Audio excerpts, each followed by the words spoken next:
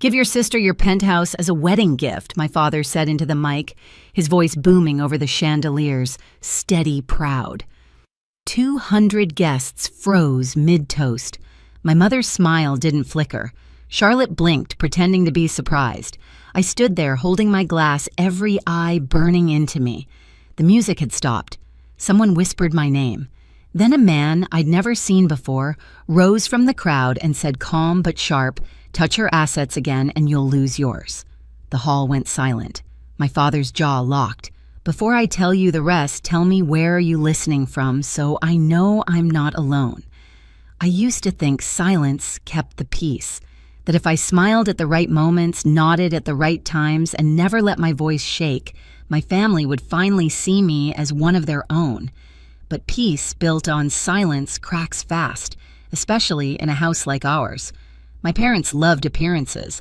My mother Carol believed perfection could be arranged like centerpieces, carefully trimmed, polished, and shown off to the world. My father Richard lived for applause. Charlotte was their masterpiece, the one who could do no wrong. And me, I was the line item they couldn't brag about but couldn't afford to lose. When people asked about my job, my mother would laugh lightly and say, "Isabella works somewhere in finance, I think." She never mentioned that I was vice president of Asia-Pacific Development, that my signature could move millions. To her, success only counted if it came with a husband attached. Charlotte, on the other hand, didn't need to earn her shine. She was soft-spoken, radiant, the perfect daughter. She'd call me her big sister in front of guests like it was an accessory, a sweet prop to make her look humble. I played along. For years, I funded the little things that kept our family image intact, paid off a mortgage. When my father's deal went sideways, wired money to Mom for emergency bills, and even transferred $50,000 to help cover Charlotte's wedding. They never asked twice. They just accepted like it was my duty. The week before the wedding, my father pulled me aside. "You'll sit at the front," he said. "Your family, of course. Just remember, it's Charlotte's day. Keep things simple." Simple. I laughed later alone in my car. He had no idea what simple meant. When I arrived at the rehearsal dinner, the lights glowed soft gold over white roses. Everything was perfect, designed for photographs. My mother fussed over Charlotte's veil. My father shook hands with investors more than relatives. I stood by the bar, unnoticed, invisible again. Then Charlotte turned her smile sugar sweet. "Isa, thank you again for helping us with the expenses," she said loudly enough for a few tables to hear. I felt the sting in the word helping. My father nodded approvingly. That was how they liked it, public gratitude that sounded generous, but made me small. Still, I told myself it didn't matter. I'd show up, sit quietly, play my part. One more night, one more performance. I didn't know that behind their polished smiles, my family had written me into the program of the wedding as the opening act, the sacrifice to make their perfect day complete. The morning of the wedding shimmered with that kind of sunlight that makes everything look innocent. But underneath the flowers and champagne chillers, I could feel something wrong pulsing through the day. My gut always knew before my mind did. I arrived at the hotel ballroom early, the scent of white lilies too heavy in the air. Staff buzzed like bees draping fabric, polishing glasses. My mother's voice cut through it all, sharp, commanding. "Make sure Charlotte's bouquet faces the left side. Her profile photograph's better." It wasn't a request. It never was. I was walking past the reception table when I noticed him, a man standing completely still, watching. He wore a charcoal gray suit and a tie flecked with silver, his posture calm but deliberate. He didn't look like any of the guests. When his eyes met mine, I froze. He gave a polite nod, then said quietly, "Be careful what they announced today." His tone was so even it almost sounded kind. Then he turned and disappeared into the bustle, leaving a chill behind him that clung to my skin. For a moment I wondered if I'd imagined it, but then my phone buzzed in my hand. A text from an unknown number. "They'll take what's yours tonight. Don't lose it." The words punched through my chest. I looked around, but no one was paying attention. My father was laughing with a group near the bar. My mother was adjusting Charlotte's train. Guests arrived in waves of perfume and noise. I stepped out to the corridor, heart racing. My penthouse. The one thing that was entirely mine, every payment, every sleepless night, every deal that built it brick by brick. It couldn't be that, could it? Just then, I heard my parents' voices through the half-open door of a side room. I shouldn't have stopped, but I did. My father's tone was low measured. During the toast, we'll make the announcement. It'll make Charlotte's gift unforgettable. My mother chuckled softly, and Isabella won't dare refuse. Too many cameras, too many witnesses. Pride can be useful. Charlotte's voice came next, hesitant but pleased. Are you sure she'll be okay with it? My mother's reply was syrup over poison. She doesn't need that space. She has her work. You deserve a home. The blood drained from my face. They weren't just proud, they were planning it. To take what I built and parade it as a gesture of sisterly love. I pressed my back against the cold wall, every muscle stiff. The chandelier lights spilled across the marble floor inside the room, dancing on their smiles. I didn't step in, not yet, because for the first time in my life, I wasn't the one who would react. I was the one who would remember. I went back to my suite without a word. The hallway smelled like roses and expensive nerves.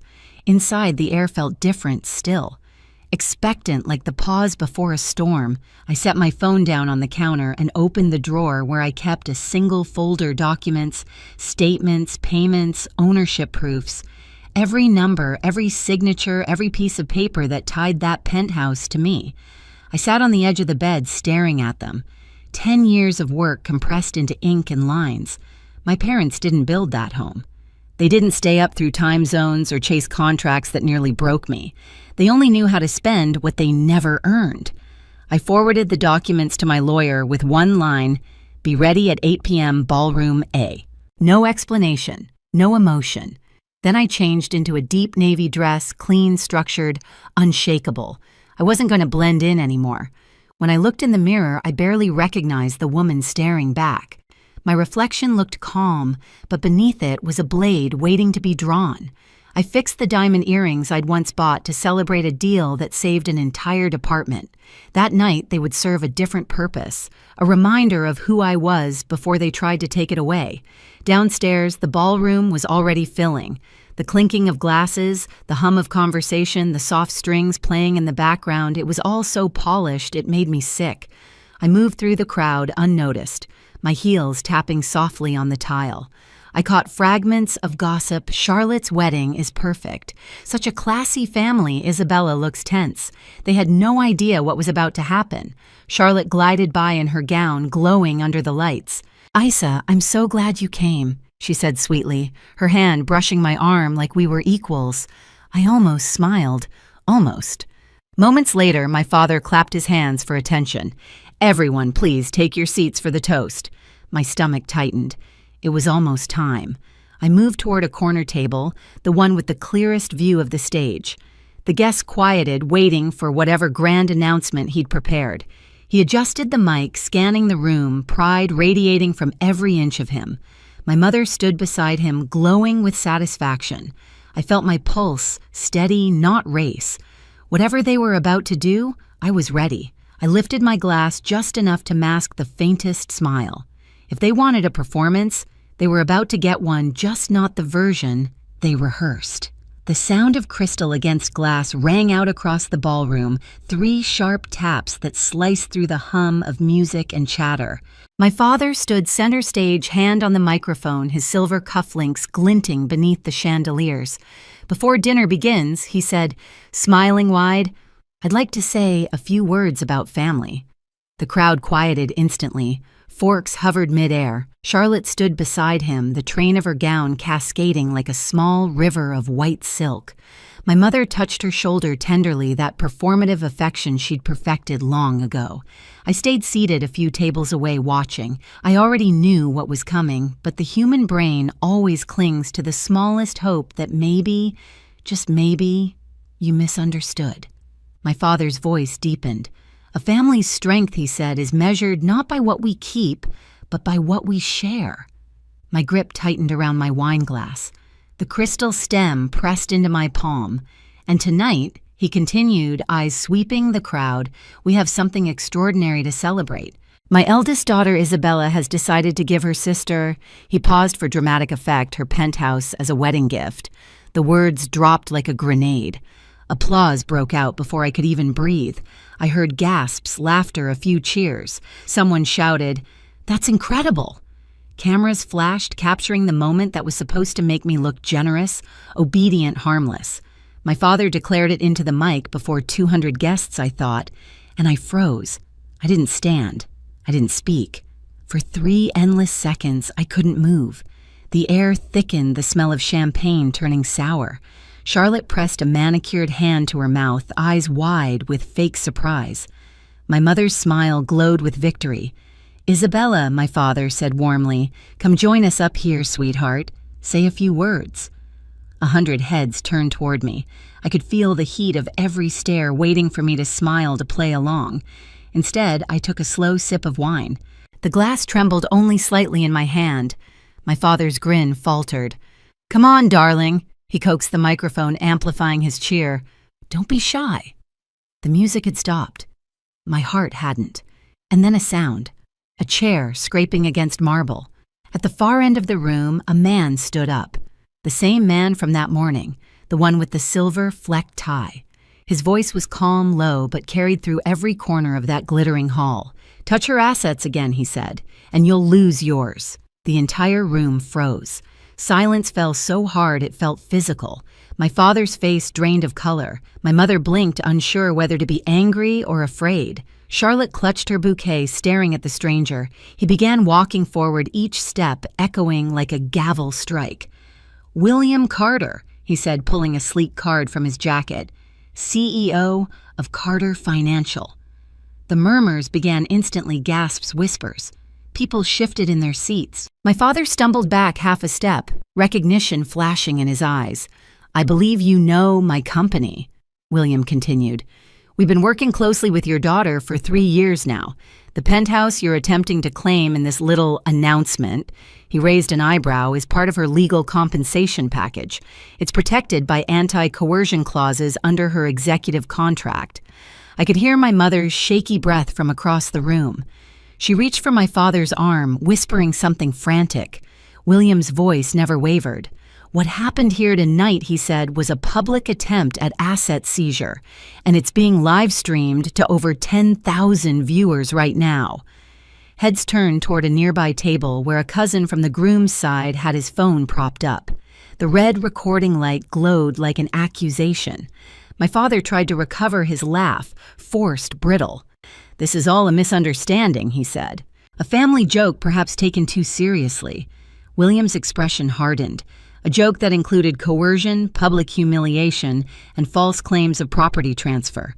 He turned to the crowd. "Ladies and gentlemen, this is what exploitation looks like when it's dressed up as family love." The room erupted into whispers. A few guests rose from their seats. Others stared at me with new eyes, curiosity mixing with shame. My father's business partner, Mr. Patterson, stood up, his face pale.